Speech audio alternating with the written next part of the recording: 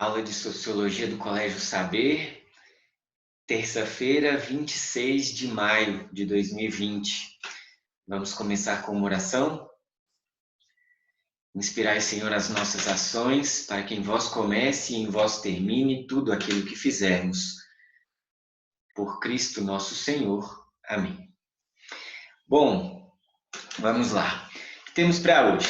Hoje nós vamos analisar uma obra do Paes, chama-se Entrevista com Maria Teresa, ex-escrava. Na semana passada eu enviei o texto para vocês, né, a transcrição da entrevista, e espero que tenham lido.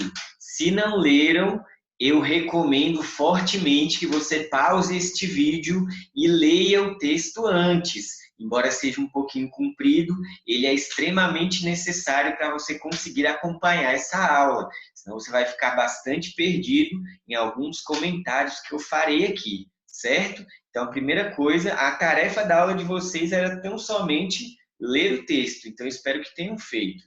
Bom, vamos lá. Primeiro, explicando o que é esse texto, né? Ele é uma obra obrigatória do Paes. Então, vocês que este ano estão se deparando com esta nova entidade na vida de vocês, né? E tantos professores e colegas e outras pessoas falando sobre o Paes, embora estejamos em plena quarentena, né? Com esta pandemia global aí, uma pandemia do coronavírus e uma pandemia do medo, principalmente, nas pessoas apavoradas com tudo que está acontecendo. Enfim, a UNB, antes ainda de entrar na obra, né, eu acho que vale a pena explicar um pouquinho para vocês. A UNB hoje ela está com o semestre cancelado, o primeiro semestre de 2020 da UNB foi cancelado, então quem passou no vestibular lá no começo do ano, quem passou no Paes, vai entrar na UNB somente agora no meio do ano, ou o que é mais provável, que o segundo semestre de 2020 também seja cancelado e que estas pessoas ingressem na UNB apenas no ano que vem, no começo do ano que vem. Ainda é tudo muito incerto, nós não sabemos o que vai acontecer, mas é o que está previsto hoje, né? O cancelamento o primeiro semestre já foi cancelado e o segundo semestre provavelmente também seja, mas ainda não é uma decisão definitiva. Mas o subprograma de vocês, o Paes, ao que tudo indica, vai ocorrer. Mesmo que adiada a data da prova, né? Isso já é mais concreto, né? Provavelmente a prova, né? O Paes 1 não vai ser esse ano, vai acontecer ano que vem, aí, uma data muito incerta, talvez ainda depois das férias, lá já pro março, abril do ano que vem, né? Não sabemos ainda, por especulação da minha parte. Mas, ao que tudo indica, deve-se manter a prova, mesmo que adiada. A data não será mantida, mas a prova em si é possível que seja mantida. E esta obra é uma obra obrigatória do Paes, né, do Programa de Avaliação Seriada da UNB, e eu vou discutir aqui alguns temas relacionados a ela. Ok. Então, vamos lá. O que é essa obra, né? Esse texto, ele foi uma entrevista, e aí, por isso, nós trabalhamos os instrumentos, né, os métodos e técnicas de ciências sociais antes, para vocês entenderem um pouco melhor o que é uma entrevista, que não é um questionário, que não é uma pergunta feita para qualquer um, são perguntas direcionadas a uma pessoa específica. E qual é a grande graça, né, dessa entrevista? Por que ela é diferente? Por que ela merece ser estudada, né? Porque essa entrevista ela foi feita com uma pessoa de 117 anos. Por aí já é algo bastante incomum, né? A gente não encontra uma pessoa de 117 anos por aí todo dia. É bem raro de ser encontrado, né? Uma pessoa que vive tanto tempo. E, além disso, essa pessoa, além de tão idosa, ela ainda estava bastante lúcida, com muita consciência de si mesmo, né? E da sua própria história.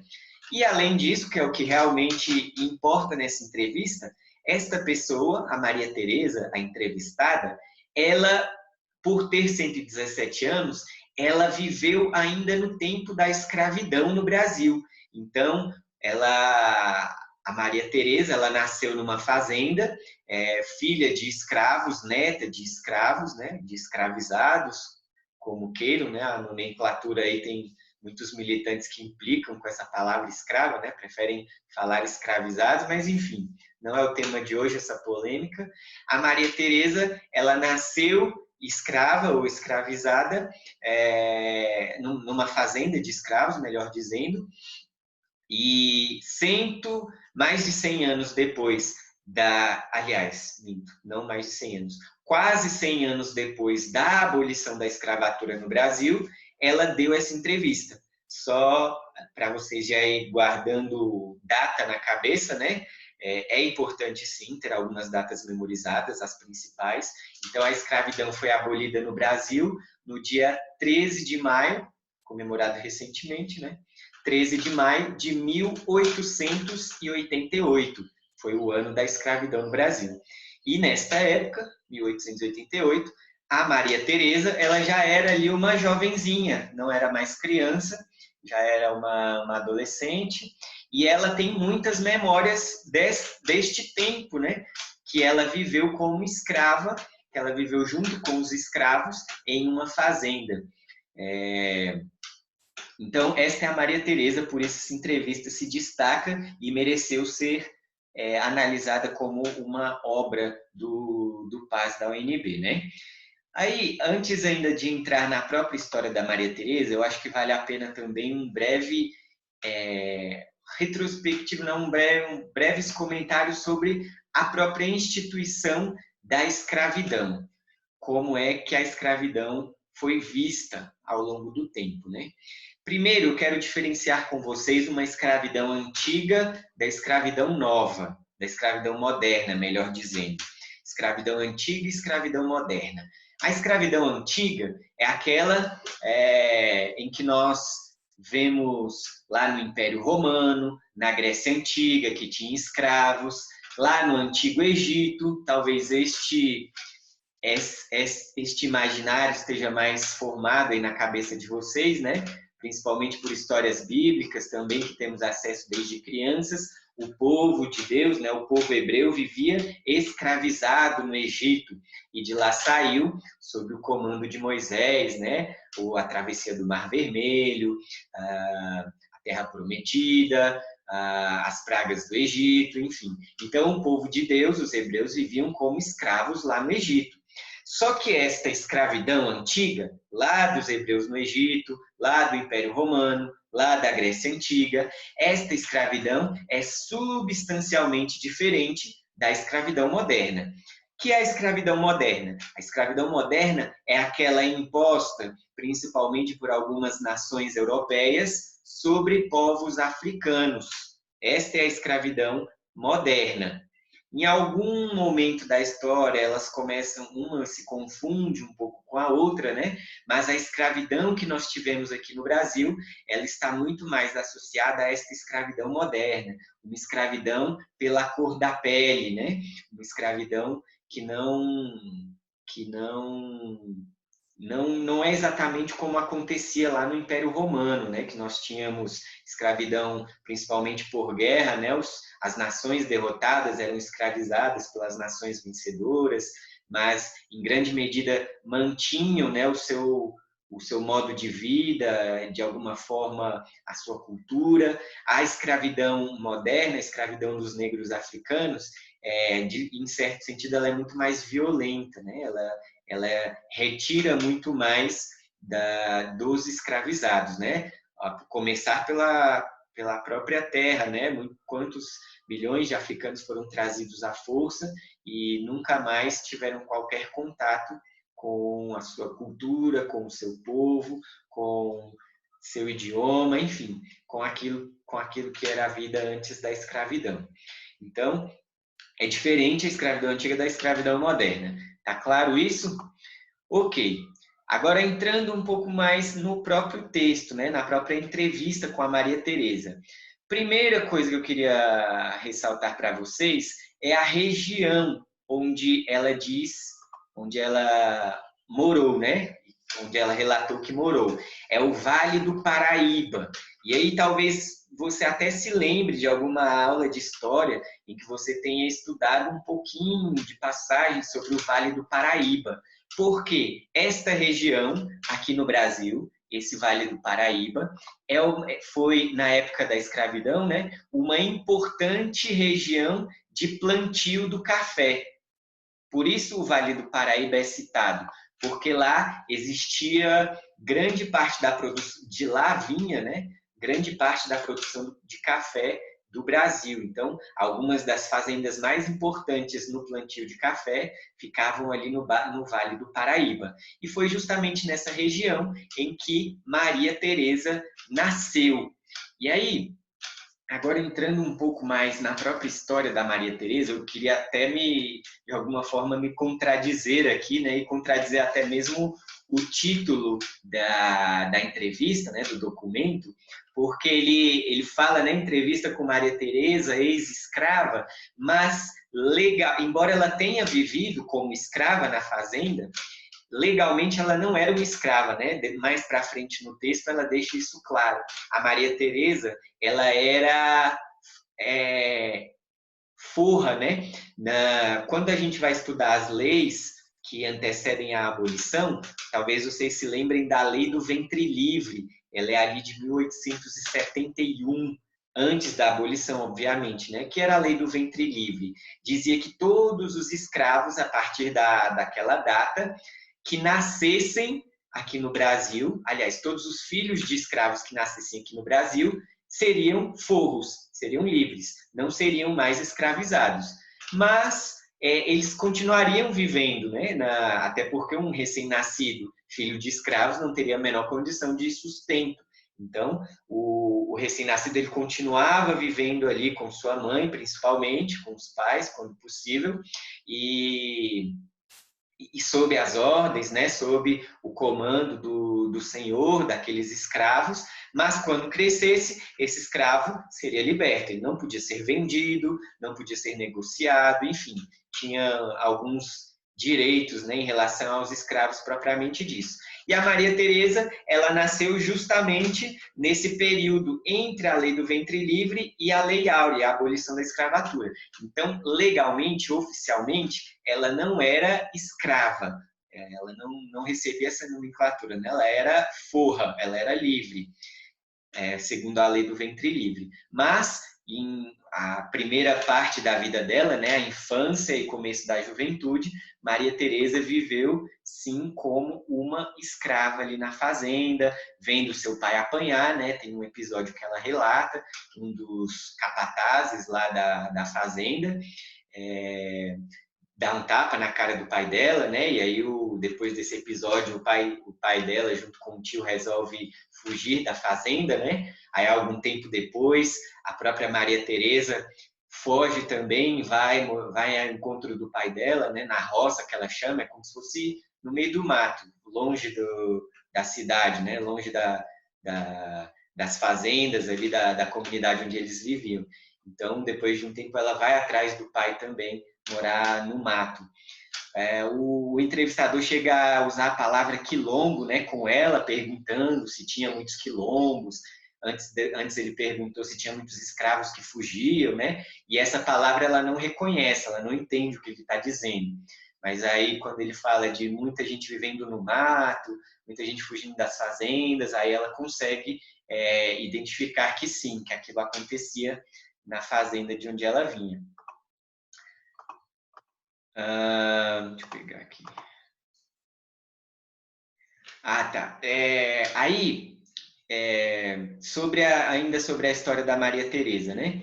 Ela é uma das principais responsáveis pela sobrevivência de uma espécie de ritmo musical que sobreviveu como herança dos escravos, né? E aí, na entrevista, é um dos assuntos que os entrevistadores estão mais interessados também, né? Em como ela conseguiu resgatar essas danças, essas festas que os escravos faziam nas fazendas e de alguma forma isso sobreviveu, né? Os descendentes da Maria Teresa, eles ainda praticam esse estilo musical, né?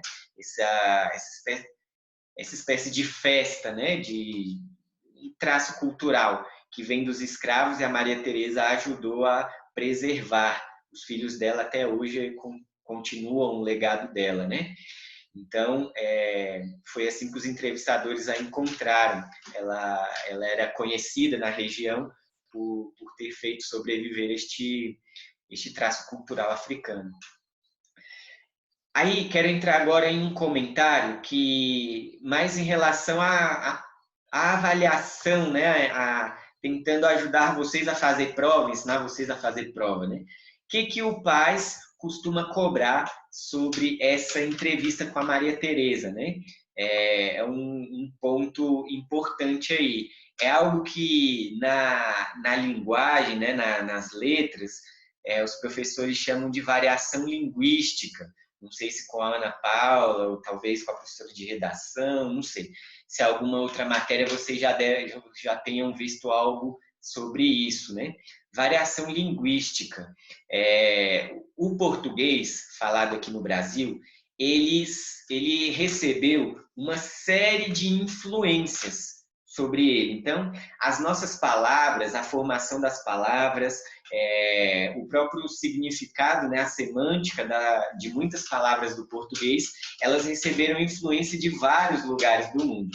Seja obviamente, dos portugueses, de Portugal, né, de onde vem o nosso idioma, mas do próprio latim, de onde o português se origina, mas também dos árabes que ocuparam Portugal durante alguns séculos, e dos indígenas que viviam aqui, né? Várias das nossas palavras são de origem indígena, inclusive o nome da cidade onde estou, e o colégio também, né? Taguatinga, por exemplo, é um nome indígena. Então, o nosso idioma falado aqui no Brasil, ele é cheio de influências, e ele recebeu também muitas influências de África, né?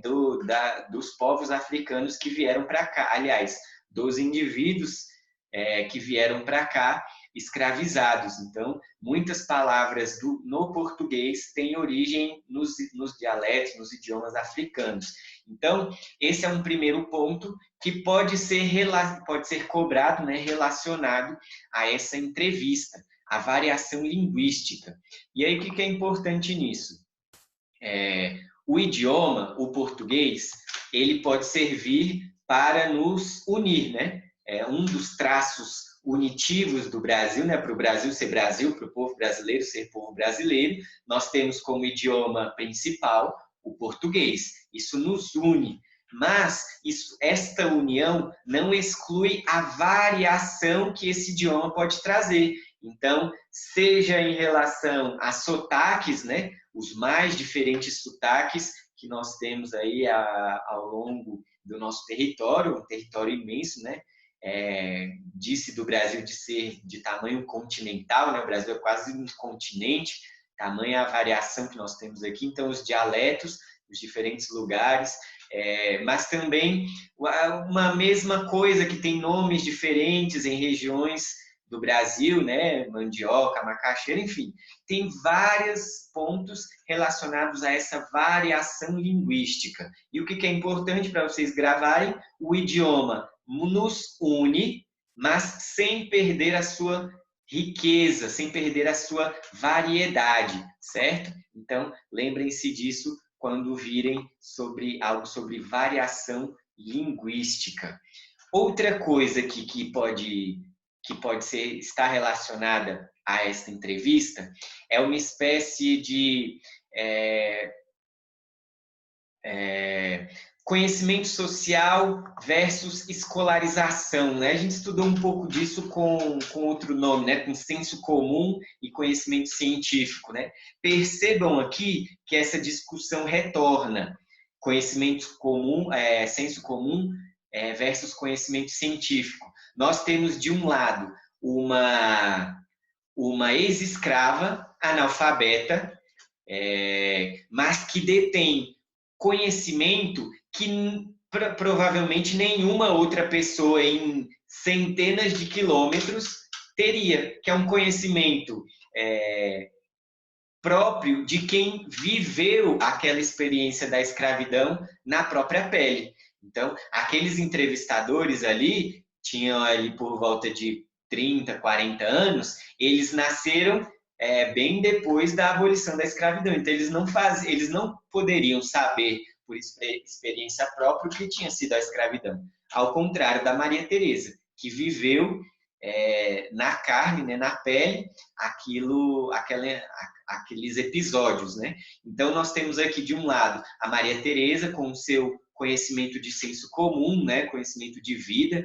Tem uma parte interessante que ela fala sobre as curas, né, das doenças, como acontecia no tempo que ela era jovem, né, que tinham algumas, parece até um pouco místico, né, um pouco estranho para a gente escutar, né, ler, eles passavam a mão na cabeça, a dor de cabeça parava, passava a mão na barriga, a dor de barriga parava.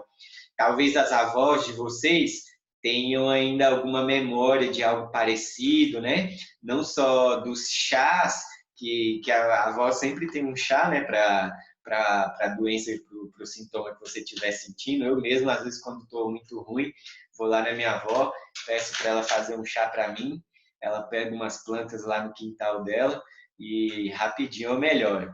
Então, podemos perceber aqui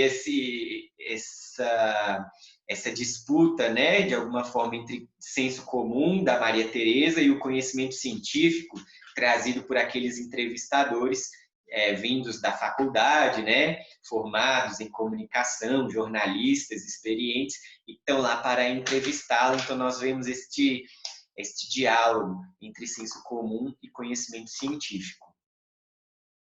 Outra coisa, aí relacionado um pouco com a variação linguística também, nós podemos perceber na Maria Teresa uma estrutura frasal um pouco diferente da nossa, né? O jeito que ela fala, as frases que ela constrói, não são bem como nós estamos acostumados. Talvez pessoas muito do interior ou muito da periferia, né, tenham um jeito de falar um pouco mais parecido com a Maria Teresa. A concordância nominal e verbal, né, dela não é o foco da fala. Então, conosco, por exemplo, a gente se esforça em alguma medida, né, para concordar o verbo com o substantivo com os artigos, enfim. A forma de construir frases é diferente. E muitos vícios de linguagem também na Maria Teresa relacionados com o período em que ela viveu, né? Então, vou ler uma frase aqui para vocês, né? Ela falando, né? Hoje é tudo diferente, meu filho. Olha, porque eles tiraram Deodoro da Fonseca. Enfim, algumas gírias, né? Alguns traços na linguagem da Maria Teresa que a gente consegue perceber que são diferentes do que a gente está acostumado. Agora, alguns detalhes mais historiográficos, né, de coisas que ela fala que talvez vocês tenham ficado perdidos lá no texto. Tem uma parte que ela fala sobre forma de escravo, né? Eu mesmo, já tem alguns anos que eu trabalho com essa entrevista, né, mas antes de lê-la pela primeira vez, eu não sabia o que era uma forma de escravo, né? É uma unidade de medida. Então, uma forma de escravo seria mais ou menos 150 escravos, né? Então, ela falava que o senhor dela lá, o senhor Avelar, o dono da fazenda, tinha 2 formas de escravos. Então, ele tinha mais ou menos 300 escravos. Isso, para a época, é um número absurdamente alto, tá bom? Então, é um indício, uma evidência de que esse senhor Avelar era de fato um dos homens mais ricos do Brasil. Ele detinha uma quantidade imensa de escravos. O normal no Brasil da época era ter 1 ou 2 escravos em casa, né? Pessoas morando na cidade, para ajudar ali nas tarefas domésticas e tal. O normal era ter 1 ou 2 escravos. As fazendas tinham ali 15, 20 escravos, era algo comum de se encontrar. 300 escravos numa mesma fazenda, um mesmo senhor, dono de 300 escravos, é algo muito raro de acontecer, tá bom? Então, só para vocês terem um pouco de noção de como era a vida da Maria Teresa, né, e onde ela estava inserida. Então, ela estava na fazenda de um dos homens mais ricos do Brasil na época. Ela fala muito de escravo de pagode. O que é isso, escravo de pagode? Isso aí ela está se referindo a uma festa que os escravos faziam na senzala. Então, escravo de pagode era esse escravo que dançava para o branco assistir. Tem uma parte da entrevista também que ela comenta, né, que o dono da fazenda leva alguns amigos para assistirem à festa dos escravos, para assistirem os escravos fazendo festa. Então, isso aí é esse escravo de pagode, é esse escravo que está lá para os brancos verem ele sendo escravo, vivendo. Pode parecer um pouco zoológico isso, né? Um pouco problemática essa história, né? A gente vai no zoológico para ver os animais sendo animais, né? A gente vai no zoológico para ver o leão sendo leão. Então, uma mentalidade um pouco de zoológico que tem aí. Então, são os brancos vindo assistir os negros sendo escravos, basicamente. Outra palavra que aparece lá e é bem característica dessa época, né? É o bacalhau. Quando vocês lerem lá bacalhau, não tem nada a ver com o peixe, com a comida bacalhau, né? Bacalhau era o nome de um dos instrumentos que os capatazes usavam. Não é bem um chicote, mas é uma espécie de chicote. Que era usado nos castigos físicos, né? Era usado para castigar os escravos, para açoitar-lhes. Então, tem uma parte que a Maria Teresa fala, né, que eles usavam bacalhau. Então, o que significa isso? O escravo estava apanhando, estava sendo castigado com aquele instrumento. E o jongo, que é justamente isso que eu falava lá no começo da aula, sobre essa tradição cultural que a Maria Teresa ajudou a preservar. Ela foi, né, ela já morreu agora, essa entrevista é da década de 70, mas a Maria Teresa foi a principal organizadora do jongo, ali, se eu não me engano, é na região de Minas Gerais, onde o jongo sobreviveu, né? É uma dança típica, uma festa típica dos escravos da época da escravidão, óbvio, e que sobreviveu, né? Até hoje o jongo é cantado, é brincado, é exercido pelos filhos da Maria Teresa, né? Pelos descendentes dela e por uma comunidade que se reuniu ali em torno de outros descendentes de escravos, outras pessoas que se identificam com isso. Então, o jongo é uma espécie de dança típica, era uma festa dos pretos que os brancos vinham assistir eles dançando, certo? E por último, para encerrar a aula, o muiambano. Como vocês viram lá na entrevista, os que leram, o entrevistador ele ficou muito surpreso com a descrição que a Maria Teresa fez do avô dela, né, de que tinha cabelo liso, e que era africano. E aí o entrevistador demorou bastante para aceitar aquela ideia, né? Como assim o seu avô era africano e tinha cabelo liso? Ele não conseguiu conciliar uma coisa com a outra, né? E aí a Maria Teresa insistindo, era sim, era muiambano, era muiambano, era muiambano. E o que é muiambano, né? Na linguagem da Maria Teresa, muiambano é o lugar da África de onde o avô dela veio. E aí o avô dela, segundo o relato dela, era africano, né? Tanto que nem falava direito português. Às vezes, algumas frases ela coloca, né? Do avô dela se comunicando com ela, né? Misturava um pouco palavras do seu dialeto original com o português. Então, o avô dela nem falava muito bem o português, porque tinha vindo da África já adulto. E esse muiambano é o lugar onde ela se referia que o avô dela havia nascido. E os pesquisadores, depois dessa entrevista, né, eles foram atrás para tentar descobrir o que era esse muiambano, e a resposta mais provável é que esse muiambano seja um lugar chamado Yambane, que fica na região sul de Moçambique. Moçambique é um país africano, fala português, inclusive, lá, porque foi colonizado por portugueses, né? Os portugueses passaram séculos fazendo negócios, né? E pegando escravos também em Moçambique. E existe uma região lá em Moçambique que chama-se Inhambane.